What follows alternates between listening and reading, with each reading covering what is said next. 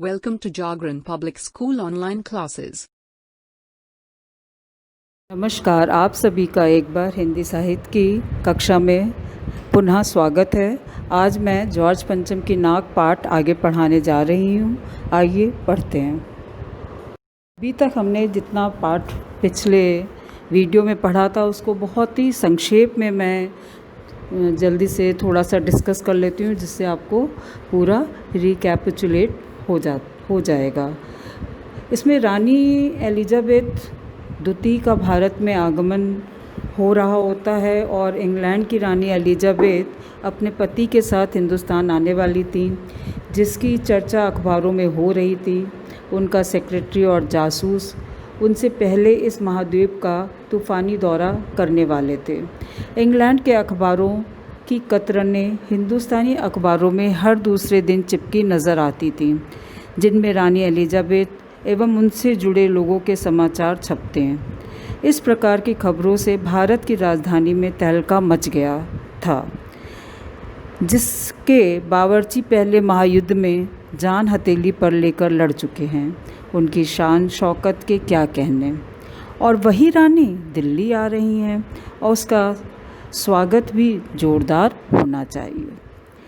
नई दिल्ली में जॉर्ज पंचम की नाक की जो समस्या होती है उसको मैं थोड़ा सा संक्षेप में बताना चाहूँगी। नई दिल्ली में एक बड़ी मुसीबत जो सामने आ रही थी वह थी जॉर्ज पंचम की नाक। किसी समय इस नाक के लिए बड़े तहलके मचे थे। अखबारों के पन्ने रंग गए थे। राजनीतिक पार्टियां इस बात पर बहुत बहस कर रही थीं कि जॉर्ज पंचम की नाक रहने दी जाए या हटा दी जाए। कुछ पक्ष में थे तो कुछ विरोध कर रहे थे।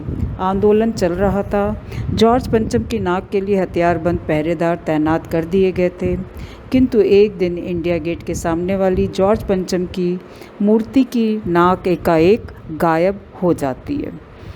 इसके बावजूद कि हथियारबंद पहरेदार अपनी जगह तैनात थे और वो गश्त लगा रहे थे, फिर भी लाट की नाक चली गई। बड़ी ही अचंभित करने वाली बात थी। रानी के आने की बात सुनकर नाक की समस्या बढ़ गई। देश के शुभचिंतकों की एक बैठक हुई, जिसमें हर व्यक्ति इस बात से सहमत था कि अगर यह नाक नहीं रही तो हमारी भी नाक नहीं रह जाएगी। इसलिए एक मूर्तिकार को फ़ौरन दिल्ली बुलाकर मूर्ति की नाक लगाने के आदेश दिए गए। मूर्तिकार ने जवाब दिया कि नाक तो लग जाएगी, किंतु मुझे इस लाट की नाक के निर्माण का समय और जिस स्थान से यह पत्थर लाया गया है उसका पता चलना चाहिए। एक क्लर्क को इसकी पूरी छानबीन करने का काम सौंप दिया गया। क्लर्क ने बताया कि फाइलों में कुछ भी नहीं है जिससे जानकारी मिल सके। एक विशेष कमेटी का गठन किया जाता है। हुक्कामों के चेहरों पर उदासी के बादल छा गए। एक खास कमेटी बनाई गई और उसके जिम्मे यह काम दे दिया गया, जैसे भी हो यह काम होना है और इस नाक का दारोमदार आप पर है। दारोमदार माने इसकी जिम्मेदारी या कार्यभार आपके ऊपर है। आखिर मूर्तिकार को फिर बुलाया गया। उसने मसला हल कर दिया। वह बोला, पत्थर की किस्म का ठीक पता नहीं चला तो परेशान मत होइए। मैं हिंदुस्तान के हर पहाड़ पर जाऊंगा और ऐसा ही पत्थर खोज कर लाऊंगा। कमेटी के सदस्यों की जान में जान आई। सभापति ने चलते चलते गर्व से कहा, ऐसी क्या चीज़ है जो हिंदुस्तान में मिलती नहीं। हर चीज़ इस देश के गर्भ में छिपी है। ज़रूरत खोज करने की है। खोज करने के लिए मेहनत करनी होगी। इस मेहनत का फल हमें मिलेगा। आने वाला ज़माना खुशहाल होगा। और ये छोटा सा भाषण तुरंत अखबारों में छप गया। अब पत्थर की खोज के लिए मूर्तिकार निकल पड़ता है। मूर्तिकार हिंदुस्तान के पहाड़ी प्रदेशों और पत्थरों की खानों के दौरे पर निकल पड़ा। कुछ दिन बाद वह हताश लौटा। उसके चेहरे पर लानत बरस रही थी। उसने सिर लटकाकर खबर दी। हिंदुस्तान का चप्पा चप्पा खोज डाला, पर इस किस्म का पत्थर कहीं नहीं मिला। यह पत्थर विदेशी है। सभापति ने तैश में आकर कहा, लानत है आपकी अकल पर। विदेशों की सारी चीज़ें हम अपना चुके हैं। दिल, दिमाग, तौर तरीके और रहन सहन। जब हिंदुस्तान में बॉल डांस तक मिल जाता है तो पत्थर क्यों नहीं मिल सकता। अपने किसी नेता की मूर्ति से नाक उतार ली जाए। इसके अंतर्गत हम पढ़ते हैं, मूर्तिकार चुप खड़ा था। सहसा उसकी आंखों में चमक आ गई। उसने कहा, एक बात मैं कहना चाहूँगा, लेकिन इस शर्त पर कि यह बात अखबार वालों तक ना पहुँचे। सभापति की आंखों में भी चमक आई।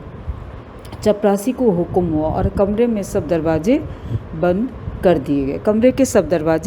दिए गए। तब मूर्तिकार ने कहा, देश में अपने नेताओं की मूर्तियां भी हैं। अगर इजाज़त हो और आप लोग ठीक समझे तो मेरा मतलब है तो जिसकी नाक इस लाट पर ठीक बैठे उसे उतार लाया जाए। सब ने सबकी तरफ देखा। सबकी आंखों में एक क्षण के लिए बदहवासी की बाद खुशी तैरने लगी, क्योंकि अभी तक इसके पहले सब लोग चिंतित थे कि क्या होगा, कोई नाक ठीक बैठ नहीं रही है, कहाँ से मिलेगी, क्या होगा, पत्थर भी नहीं हो रहा है, नहीं मैच कर रहा है। सभापति ने धीरे से कहा, लेकिन बड़ी होशियारी से, यानी बहुत समझदारी से और होशियारी से इस कार्य को करना पड़ेगा। और मूर्तिकार फिर देश दौरे पर निकल पड़ा। जॉर्ज पंचम की खोई हुई नाक का नाप उसके पास था। दिल्ली से वह बम्बई पहुंचा। दादा भाई, नौरोजी, गोखले, तिलक, शिवाजी, कामस जी, जहांगीर, सबकी नाकें उसने टटोली, नापी और गुजरात की ओर भाग आए।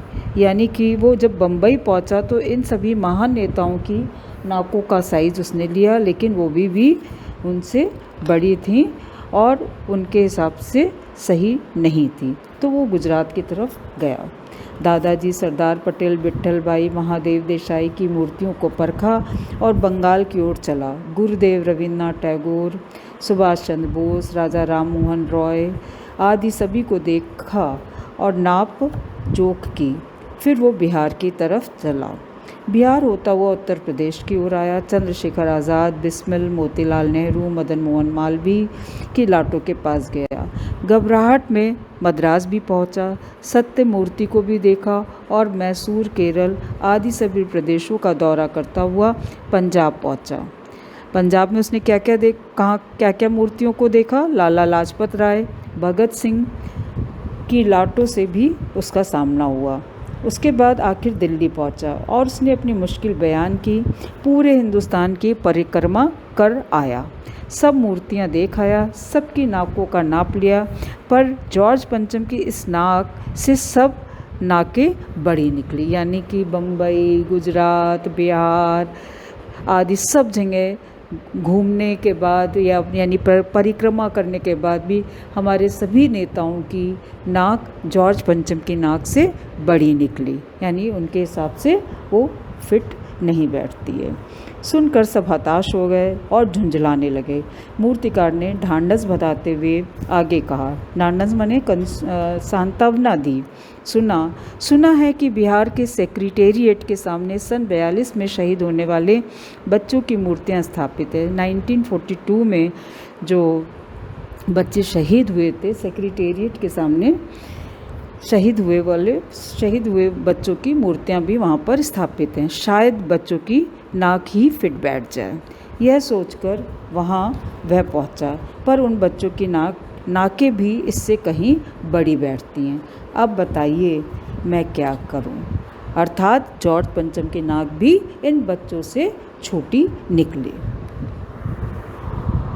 अब मूर्तिकार एक और सलाह देता है। राजधानी में सब तैयारियां थी। जॉर्ज पंचम की लाट को मलमल कर नहलाया गया था, रोगन लगाया गया था, सब कुछ हो चुका था, सिर्फ नाक नहीं थी।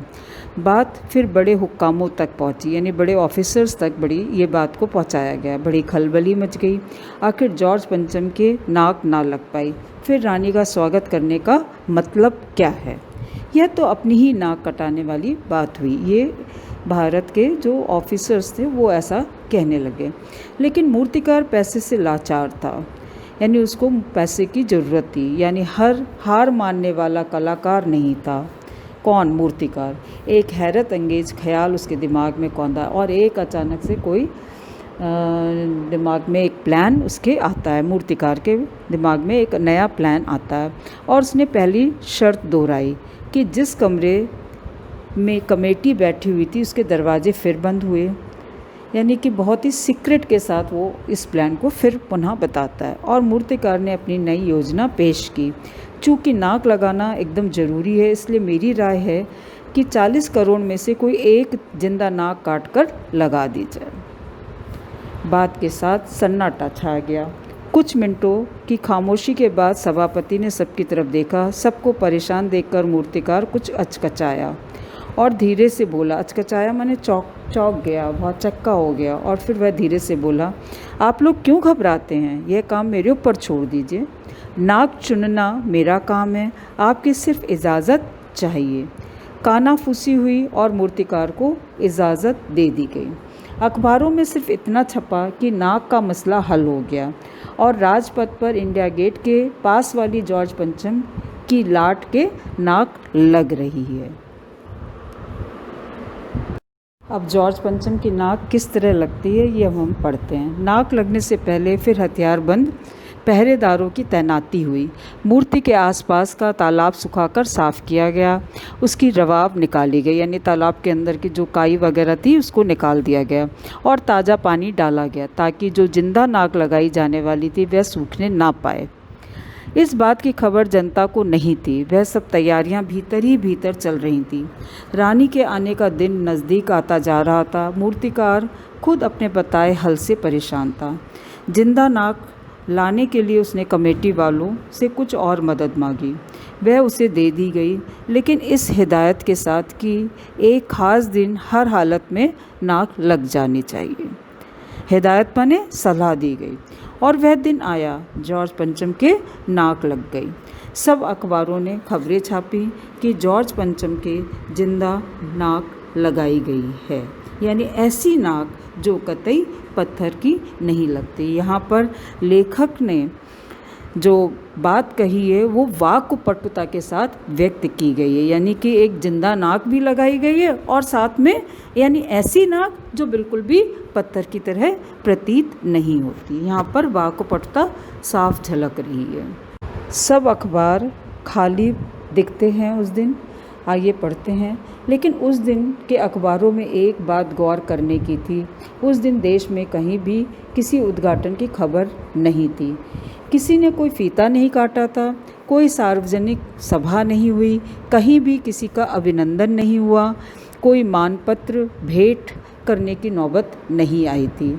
किसी हवाई अड्डे या स्टेशन पर स्वागत समारोह नहीं हुआ। किसी का ताज़ा चित्र भी नहीं छपा था। सब अखबार उस दिन खाली थे। पता नहीं ऐसा क्यों हुआ था। नाक तो सिर्फ एक चाहिए थी और वह भी बुद्ध के लिए। अब मैं आप लोगों के साथ जॉर्ज पंचम पाठ के प्रश्नों की चर्चा करना चाहूँगी। जॉर्ज पंचम पार्ट 1 में मैंने कुछ प्रश्नों की चर्चा की थी। अब उसके बाद क्रमशः आगे पाठ के प्रश्नों की चर्चा करती हूँ। प्रश्न 1, आज की पत्रकारिता में चर्चित हस्तियों के पहनावे और खान पान संबंधी आदतों के वर्णन का किस तरह से दौर चला था या दौर चल पड़ा था। तो इसमें का प्रश्न है, इस प्रकार की पत्रकारिता के बारे में आपके क्या विचार हैं। इसमें आप बच्चों लिखेंगे कि आज की पत्रकारिता में चर्चित हस्तियों के पहनावे और खान पान संबंधी आदतों आदि के वर्णन का दौर चल पड़ा है। ऐसे में कभी कभी उनके व्यक्तिगत जीवन पर भी इसका विपरीत प्रभाव पड़ता है। यह सब प्रसिद्ध व्यक्तियों की चाटुकारिता करने और उनसे धन ऐंठने के कारण होता है। ऐसा नहीं किया जाना चाहिए। मेरे विचार में यह स्वस्थ पत्रकारिता नहीं प्रतीत होती है। पत्रकारिता का सिद्धांत यह है कि सकारात्मक बातों को समाज के सामने लाया जाए। प्रश्न खा, इसी में ही 2 पार्ट है। प्रश्न खा, इस तरह की पत्रकारिता आम जनता विशेषकर युवा पीढ़ी पर क्या प्रभाव डालती है। इसमें आप लिखेंगे, इस तरह की पत्रकारिता से आम जनता तथा युवा पीढ़ी प्रभावित होने लगती है। यदि ख्याति प्राप्त व्यक्ति का चरित्र अच्छा है तब तो ये अच्छी बात है, अन्यथा इससे समाज का संतुलन बिगड़ने और आदर्शों को नुकसान पहुंचाने का डर रहता है। इससे दिखावा, बनावटीपन और हिंसा आदि बढ़ती है, क्योंकि पत्रकारिता दबंग और अपराधी छवि वाले व्यक्तियों को नायक की तरह प्रस्तुत करती है। तो दूसरा, जॉर्ज पंचम की लाट की नाक को पुनः लगाने के लिए मूर्तिकार ने क्या क्या यत्न किए। ये तो बहुत इजी प्रश्न है और ये अक्सर सीबीएसई में पूछा जाता है। जॉर्ज पंचम की लाट की नाक को पुनः लगाने के लिए जो सराहनीय प्रयास किए गए हैं वे निश्चित तौर पर सबको हैरान करने वाले थे। वे निम्नलिखित इस प्रकार से हैं, तो इनको आप पॉइंट्स में लिखेंगे क्रमशः। मूर्तिकार ने फाइलें ढूंढवाई जिससे इस पत्थर के स्थान का पता चल सके। नंबर 2, फाइल के न मिलने पर मूर्तिकार उस तरह का पत्थर ढूंढने के लिए हिंदुस्तान के हर पहाड़ पर गया। उसके लिए वह देश के प्रमुख नेताओं की मूर्तियां ढूंढने तथा नापने के लिए हर प्रांत और कोने में गया। 4th पॉइंट, उसने बिहार सेक्रेटेरिएट के सामने सन 42 में हुए शहीद बच्चों की मूर्तियों की नाक नापी, परंतु सभी बड़ी निकले। 5th पॉइंट, अंत में देश के किसी जिंदा व्यक्ति की जिंदा नाक लगाने का प्रयास किया गया और यह प्रयास सफल रहा। अंत में जिंदा नाक लगा दी गई। प्रश्न 3, प्रस्तुत कहानी में जगह जगह कुछ ऐसे कथन आए हैं जो मौजूदा व्यवस्था पर करारी चोट करते हैं। उदाहरण के लिए, फाइलें सब कुछ हजम कर चुकी हैं। सब हुक्कामों ने एक दूसरे की तरफ ताका। पाठ में आए ऐसे अन्य कथन छांट कर लिखिए। पाठ में आए ऐसी व्यंग्यात्मक घटनाएं वर्तमान व्यवस्था पर चोट करती है। नंबर 1, शंख इंग्लैंड में बज रहा था, गूंज हिंदुस्तान में हो रही थी। दिल्ली में सब था पर सिर्फ जॉर्ज पंचम की लाट पर नाक नहीं थी। गश्त लगती रही और लाट की नाक चली गई। देश के खैरख्वाहों की मीटिंग बुलाई गई। 5th पॉइंट, पुरातत्व विभाग की फाइलों के पेट चीरे गए पर कुछ पता नहीं चला। प्रश्न 4, नाक मान व प्रतिष्ठा का द्योतक है। यह सब पूरी व्यंग रचना में किस तरह उभर कर आई, लिखिए। इसमें आप लिखेंगे, नाक सदा से ही मान सम्मान एवं प्रतिष्ठा का प्रतीक रही है। प्रतिष्ठा के प्रतीक इसी नाक को इस व्यंग रचना का विषय बनाया गया। साथ ही देश की सरकारी व्यवस्था, मंत्रियों, अधिकारियों और कर्मचारियों की गुलाम मानसिकता पर भी कठोर प्रहार किया गया। देश स्वतंत्र हुए आज लंबा समय बीत जाने पर भी अधिकारी और कर्मचारी उसी मानसिकता में जी रहे हैं। लाट की जिस टूटी नाक की किसी को कभी पहले चिंता ही नहीं थी, किंतु एलिजाबेथ के भारत के आगमन के कारण अचानक ही वह महत्वपूर्ण हो उठी और सरकारी तंत्र तथा अन्य कर्मचारी चिंतित हो उसे पुनः लगाने का हर प्रकार का जोड़ तोड़ करने में जुट गए। उनमें मची आपाधापी देखने लायक थी। यह गुलामी की मानसिकता का ही असर था कि वे जॉर्ज पंचम की नाक को अब और देर तक टूटी हुई नहीं देख सकते थे। न इस दशा में एलिजाबेथ को दिखाना चाहते थे। निश्चित रूप से यह गुलामी की मानसिकता का ही प्रतीक था। Next question,